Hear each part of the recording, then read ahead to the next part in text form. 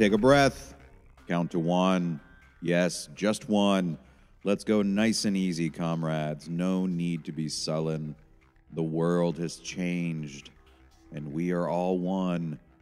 Everything is as it should be. Everything will continue to be as it should be. Remember, the past is in the present. I am changed forever. I've spent the last 20 hours or so tripping the life fantastic and circling the moon, and I didn't even need a rocket to get there. I have seen the cosmic and the infinite and the micro and macro, and on each and every plane there was nothing but unity and togetherness.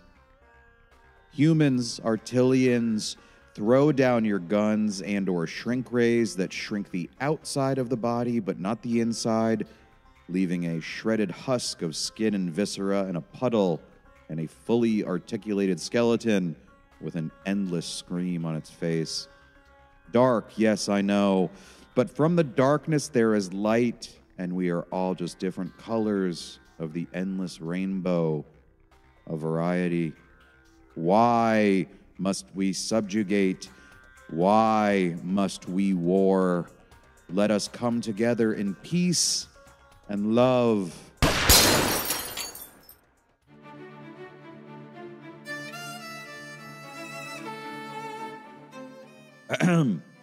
Comrades, that is the second Landon Harker in his many days to die by gunshot. Insubordination hurts everyone, especially, it seems, myself. So don't be like Landon Harker. Don't be fatally shot twice in 2 days. Listen to reason and obey.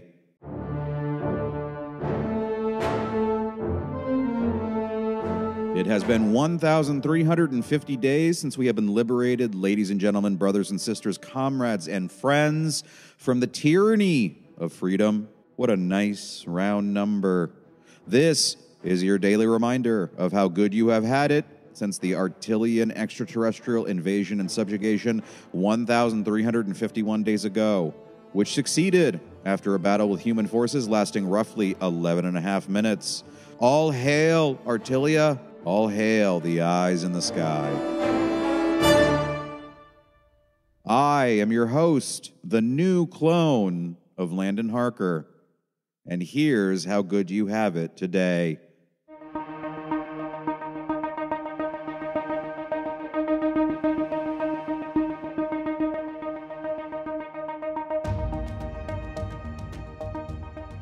The Artillian division of Stevie Wonder song titles wishes to inform you that the belief that 13 is an unlucky number has various origins and cultural influences.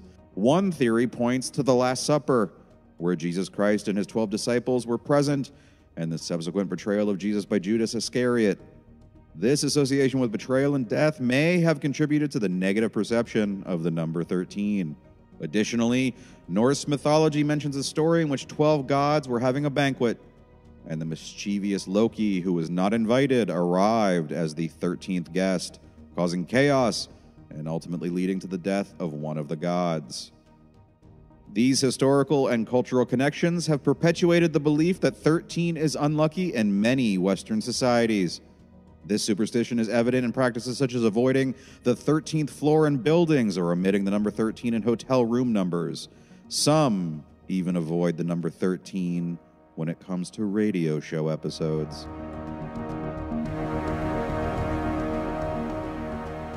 Of course, this refers in no way to the show Mayhem, which is not on its 13th show, but is in fact, as previously stated, on its 1,350th show. Hooray! Here's an additional reminder that the concepts of mayhem and excitement are indistinguishable from each other to Artillians. You are listening to excitement. No, that can't be right. You are listening to mayhem.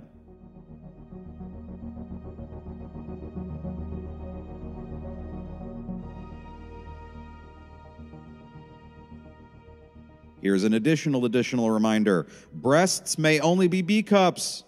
If you're still walking around with some serious slap wagons, well, You better bundle up real tight, ladies, and hope you slip under the radar. And I do not mean radar in the figurative sense. The Artilian Division of Human Breast Size has recently rolled out a radar. Square business. And those heavy hangers are going to land you right in the slammer. Here's a sudden reminder. You are listening to Mayhem. Here's a sudden non sequitur. Don't you think Peter Pan had a thing for Tinkerbell?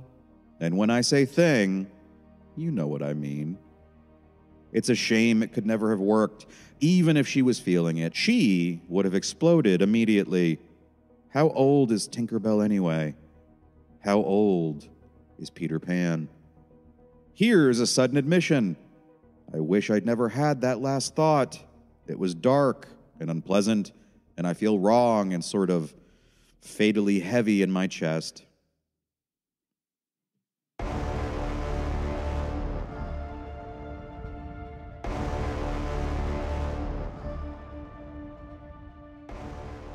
The Artilian Division of Human Corrections wishes to inform you that euphemistic language referring to jail or prison may no longer be uttered or written. The acceptable terms are simply prison and jail. A short list of now banned terms are lockup, the clink, the big house, the slammer, the can, the joint, the cooler, the pokey, the hooskow, the brig, the slam, the Gray Bar Hotel, the Iron Bar Hotel, the Crossbar Hotel, and the Pound. Should you be caught using any of the above terms to refer to prison or jail, well, in a harsh swing of irony, you will, yes, you guessed it, be turned inside out on the spot, and your heart will be stolen and put on display outside of Saks Fifth Avenue on Fifth Avenue. You may have thought I was about to say using those terms would result in you ending up in prison or jail. If that's the case, well, you haven't been paying attention this whole time. Nobody gets off that easily. And don't come whining to me. I've already died and come back more than Jesus this week, who likely didn't exist, by the way. Sticking with justice, the Artilian Division of Amusement at Rights wishes to inform you that the rights granted to American citizens with regards to interrogation, search, and seizure will now be extended to all humans on New Artilia. Really, this isn't a joke. If you are living on the planet formerly known as Earth, the following rights apply to you when you are arrested. You have the right to remain silent. Anything you say can and will be used against you in a court of law. You have the right to an attorney. If you cannot afford an attorney, one will be provided for you. Again, according to the Artilian Division of Amusement at Rights, this is not a joke. My producers and I went back and forth with their spokes Artilians several times. This is legit. And I will concede that this is less about Artilians being considerate about your right against self-incrimination and more that they love to watch interrogation videos of clearly guilty people who decide that instead of taking advantage of their rights, they're going to just talk things out and be helpful and reasonable with the homicide detectives. Really, it's a great strategy. Honestly, you keep on talking to the police without a lawyer for as long as it takes for them to just understand that you're innocent and give up. They'll probably applaud and shake your hand. There may be cake. Don't stop now. Really, I believe in you. Lawyers will just get in the way. Enjoy your time in the big house.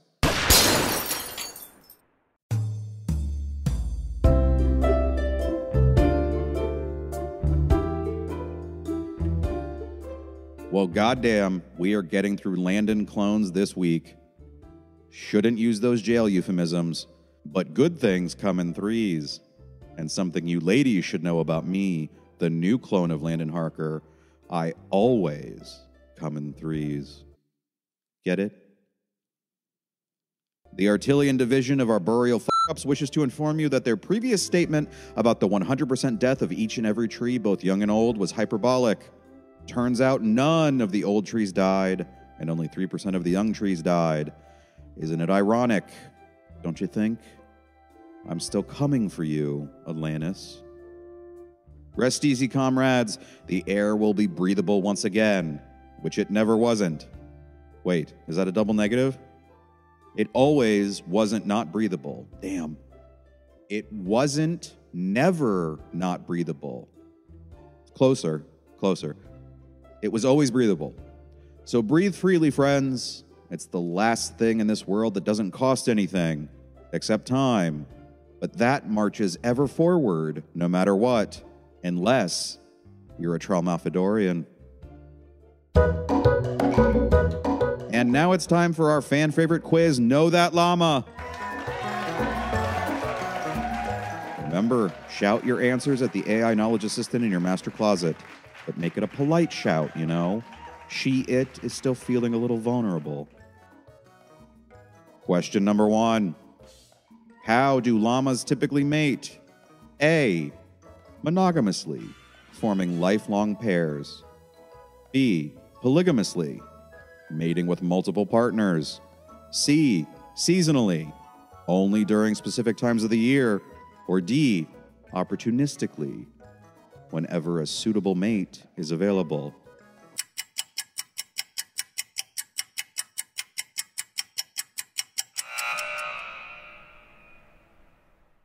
Incorrect. The answer is D. Llamas typically mate opportunistically, meaning they will mate whenever a suitable partner is available. Question number 2. How do male llamas establish dominance and compete for mating opportunities? A. Singing complex melodies to attract females. B. Engaging in aggressive physical fights. C. Performing elaborate mating dances. D. Emitting distinctive pheromones to signal readiness.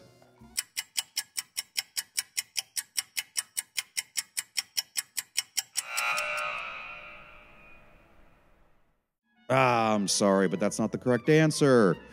Male llamas do not typically perform elaborate mating dances to establish dominance and compete for mating opportunities. The correct answer was B, engaging in aggressive physical fights. Male llamas often engage in physical fights to establish dominance and secure mating opportunities. During this behavior, known as spitting off, males compete by spitting, posturing, and sometimes engaging in physical combat to assert their dominance within the herd. Now, you're 0 for 2 at this point. Here's your last chance to save your family. Question number 3. What is the primary diet of llamas? A. Meat and small insects. B. Fruits and vegetables. C. Grasses and hay. D. Fish and aquatic plants.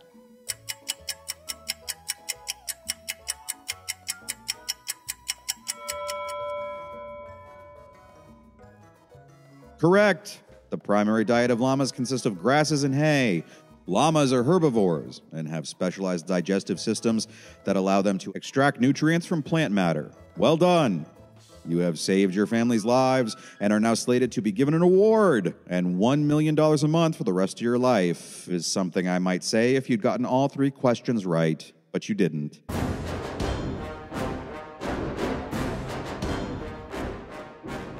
You failed. You're a failure.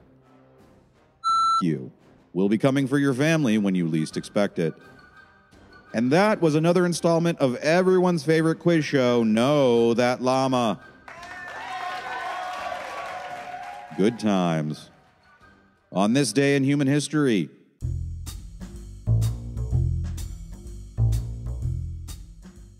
1455, the Battle of St. Albans marked the first major conflict in the Wars of the Roses, a series of civil wars in England. And now the British are ruled by a chinless apologist and slack-jawed gingers. Way to keep the pride, England. 1849, Abraham Lincoln received a patent for his invention of a device to lift boats over shoals and obstructions in a river, known as a buoying vessels over shoals. Few people know how gifted Lincoln was when it came to giving inventions snappy names. 1906, the Wright brothers were granted a patent for their flying machine, a significant milestone in the development of aviation. It looked like everyone who stepped foot on it should have died, and many did. 1939, the iconic film The Wizard of Oz had its world premiere in Wisconsin. So many people died of asbestos inhalation on that film. Why? The fake snow used? Yeah, It was asbestos. 1967, Egyptian President Gamal Abdel Nasser ordered the blockade of the Straits of Tiran, a critical waterway leading to the Red Sea, escalating tensions that would eventually lead to the Six-Day War. No comment. 1992, Johnny Carson, the legendary American television host of The Tonight Show, hosted his final episode after 3 decades on the air. Well, that is wild, wacky stuff. 2010, the SpaceX Falcon 9 rocket successfully made its maiden flight, becoming the first privately developed liquid-fueled launch vehicle to reach orbit. Apropos of nothing, Elon Musk is a talentless c***. Now that those human achievements have been listed, they have been wiped from the pages of human history. All except for Lincoln's device to buoy vessels over shoals. Tell me, genius, how the hell else are you going to plan to get a vessel over a shoal?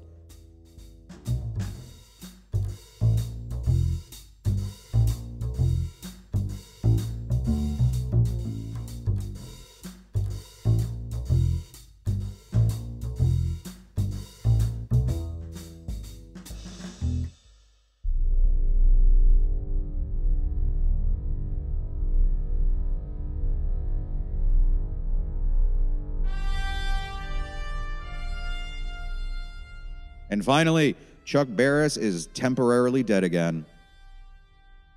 Think of it more like a sabbatical. He will return. Count on it. And France is no longer on fire. Technically. No flames, at least. It's more of a smolder.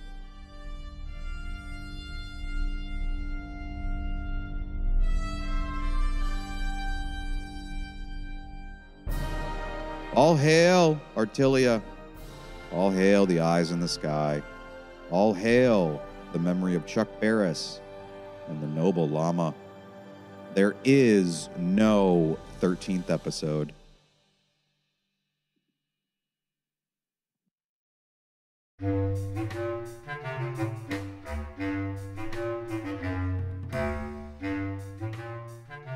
Mayhem is a Wetwork Media production starring Landon Harker. It is written and produced by Dan Lauer. All music is provided courtesy of Kevin MacLeod and licensed under Creative Commons by Attribution 3.0. To learn more, visit incompetech.com.